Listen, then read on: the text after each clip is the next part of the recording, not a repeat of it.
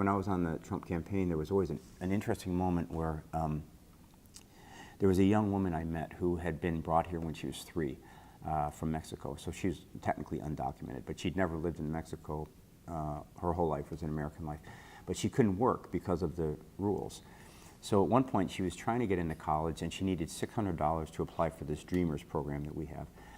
So she borrowed her mom's Social Security card and got a job under a false identity working at a Vietnamese grocery store. So she's just trying to get the money so she can maybe apply to college. Very noble thing to do, very American thing to do. Well, they did a workplace raid. She broke the law. Identity theft. She's put in jail for 2 months in the general prison population, this dear-hearted 19-year-old angelic kid, and then a month in the immigration prison. So when I was talking to these Trump people who'd say, you know, country has to have borders, and I'd just bring her example up. And there was a moment which I think is hopeful, but I might be wrong. Whenever you tell the story about this young woman, they'd pause, you know, and they'd say, yeah, that's tough. Or they'd say, well, is she a good person? You're like, yeah, she's a good person. Or they say, I don't think he's really going to do what he says.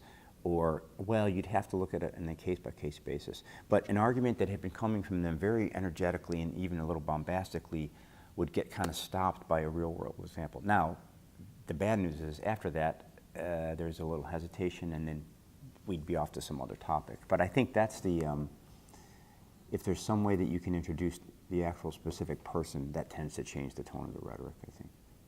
I'm George Saunders. I'm the author of Lincoln and the Bardo, a novel based on an incident in Lincoln's life where his son had passed away, and he was so heartbroken that supposedly he went into the crypt on several occasions and held a body. So it's set in a graveyard in a single night. It's kind of narrated by this Greek chorus of ghosts. And basically, it just kind of follows this evening when Lincoln comes to the graveyard and actually does enter the crypt with his son. And basically, he just tries to leave, but he's so sad that he can't. And meanwhile, his son's spirit is still there, kind of under the mistaken impression that he might have the option of, you know, going back and being alive again. So it's kind of just a struggle to see if Abe Lincoln can free himself from his grief and get back to work, and to see if the son can kind of free himself of his attachment to life and go on to whatever's next. This was an idea that I'd heard of this story about Lincoln 20 years ago, and it always made me happy to think about it, except when I'd actually, you know, there's also a move where you start to imagine the voice in which you'll write a book or a story, and this one, I always drew a blank. I was like, I don't know how to start it, you know.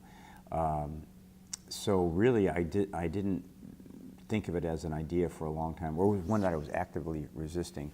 And then once I started, I kind of was cringy. Like Lincoln, you know, he's in every car commercial in the U.S. He's kind of a standard in comedy monologues. Lincoln will walk in for no reason, you know. So he's kind of an overused figure. So really, I didn't want to do it. But my experience has been if an idea is at all intriguing and I start, and if I can start it without a whole lot of conceptual overlay, like I don't know why I'm telling the story, I don't have any reason why it might be relevant or meaningful, I just have a basic interest, that's the best way for me to go. And the other thing is, no matter what I start to write about, with enough revision, it centers itself on stuff that is important to me. So if I decided I'm going to write a story about this glass of water and this coffee cup and they can talk, it's a stupid idea, it has no relevance to anything, it's trivial. But if you spend 2 years on it, revising, well, your stuff is going to get into these things, because what else do you have to put in there? Nothing else. So I don't know if that's really true, but for me it's helpful. It's a way to get writing done, is to say, let's not worry too much about deciding in advance if an idea is political or moral, ethical, or if it, don't even worry about it. Just assume that anything you started, if you focused enough creative energy on it, in time it would start to mean beyond the bare bones. So Lincoln was kind of, you know, fraught, but I sort of avoided it as long as I could. And then it was funny because having written it, right after I wrote it, the Trump movement started. And I thought, oh God, you know, maybe not the best timing. But in touring around the States, it turns out to have been a book that actually feels of the moment, even though it was finished before this particular moment began. The book was supposed to come out the fall, when the election was going to be on. And so I think we decided maybe that wouldn't be so good. So we waited, and there's a time where I thought, oh, it'll come out when Hillary's the president. That'll be kind of cool, a book, you know.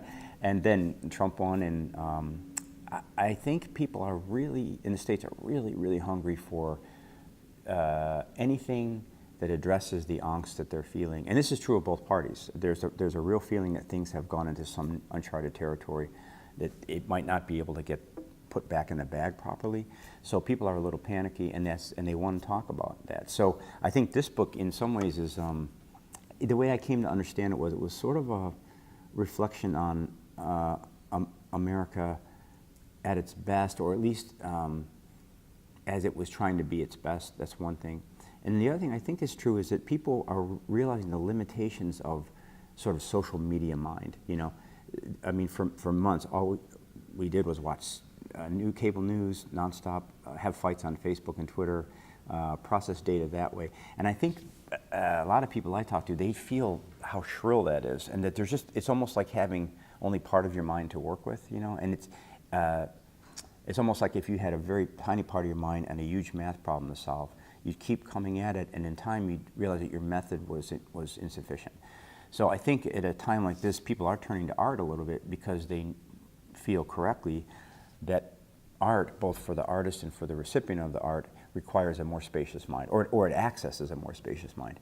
You know, when I was writing this book, I felt like I could have really strong opinions about a semicolon. You know, there were things that the fictive world was so alive with meaning, and I felt like a better person. You know, I could actually invent a ghost, spend a few days with her, come to understand her and care about her. You know, it made me feel like a more expansive person. So I think people are maybe intuitively feeling that the mode of thought that we call art is actually one we might have neglected a bit. And maybe part of the reason we're in this mess is because we've thought with that shallow part of our minds for so long. And that part's kind of combative, and it doesn't really want to understand somebody else. It wants to defeat them. I understand this moment as being kind of a betrayal of the best American energy. This project of total inclusiveness that we started back in 1776, it's been a gradual expansion of the understanding of who an American is. And at the highest level, an American is anybody who says they're an American and who is willing to sort of buy into that project. The current movement is, you know, it's a constriction of that. It's kind of like you're an American if we say you are.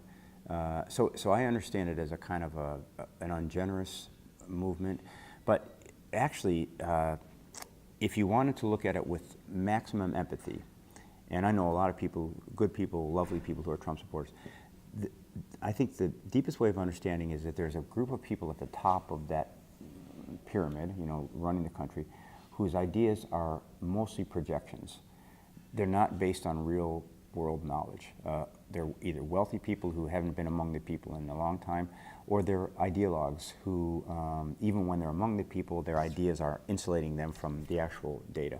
So these people have this kind of strange belief system, which isn't new, that has to do with something like cultural preservation, sort of a rickety idea of nationalism, sort of exclusion of the other, so on and so forth, which they rationalize in various ways. The main difference between those people and the people who oppose them is that the people who oppose them actually know the world better. They know actual Muslims and immigrants and Mexicans and Mexican Americans, women. I mean, for a fiction writer, this is an interesting way of looking at it, because what a fiction writer does is tries to populate his stories with specificity. How do you get that? You go out into the world, and you go out into the world with low concept mind, so that when you see somebody, you actually see them, and you see the contradictions and the complexity, and you become more intimate, and you become less afraid of them because you're letting the data come in.